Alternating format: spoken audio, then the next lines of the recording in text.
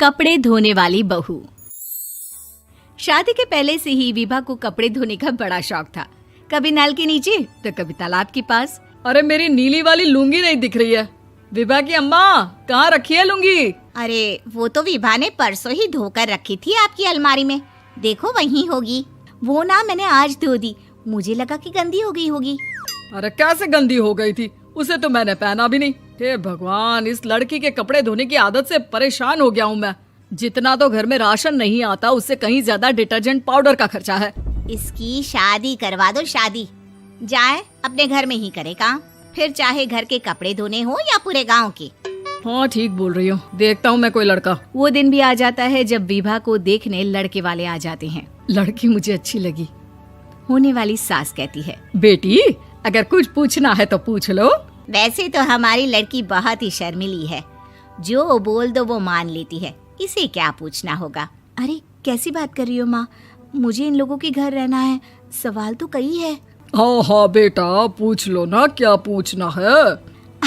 आप लोगों के घर कपड़े कौन धोता है? सास का मुंह बन जाता है। देखो, अगर तुम ये कहना चाहती हो कि तुम्हें कपड़े धोने नहीं आते तो सुन लो, कपड़े मैं ही धोती हूँ, लेकिन तुम्हारे आ जाने के बाद मैं रुमाल तक नहीं धोऊंगी। अरे चुप रहना भाग्यवान, बहू बेचारी घर आई नहीं, उसे डराना शुरू कर दिया।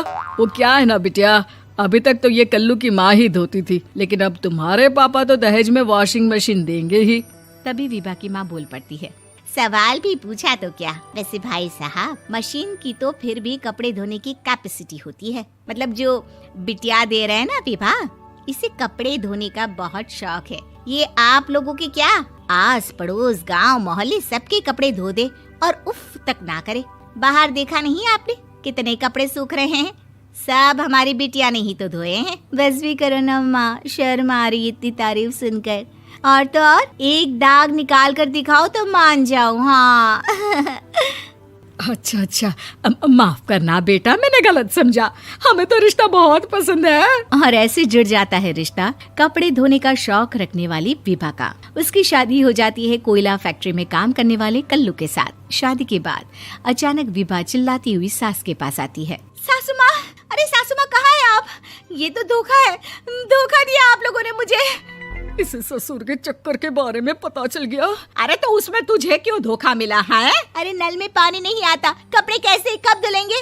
अच्छा, तू पानी नहीं आ रहा उसकी बात कर रही है। तो आपने क्या सोचा? कुछ नहीं।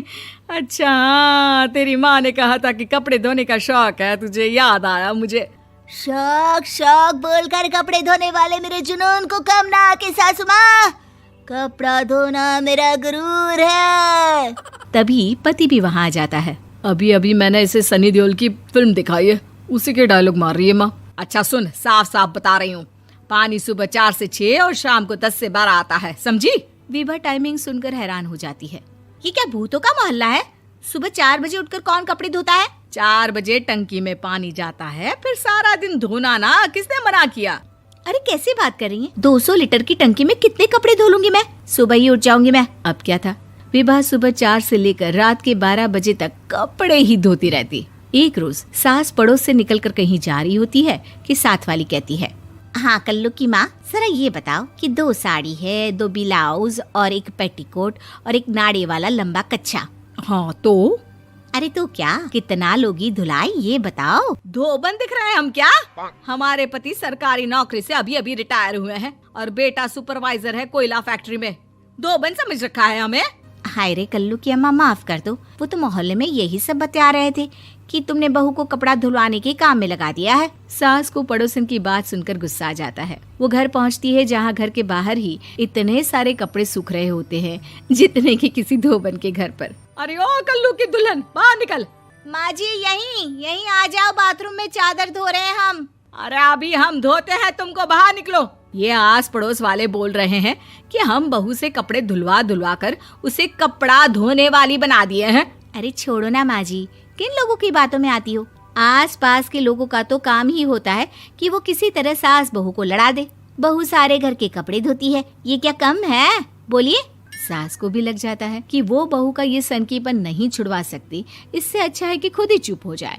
एक रोज सास और बहू मंदिर जाते हैं, जहाँ सास की साड़ी वहाँ खड़ी भीख मांगने वाली से मिलती है। माँ जी क्या बात है, आपकी साड़ी उस भिखारन से कितनी मिल रही है ना? हाँ हाँ, देखो तो दोनों की साड़ी मिल रही है। क्या बात है कल्लू की अम्मा, तुम खुद को तो अफसर की बीवी बताती हो और ऐसी सिंपल सी प्लेन साड़ी पहनकर घूमती हो। सिंपल और प्लेन नहीं है ये साड़ी। तो क्या सोने के धागे से फूल बने हैं?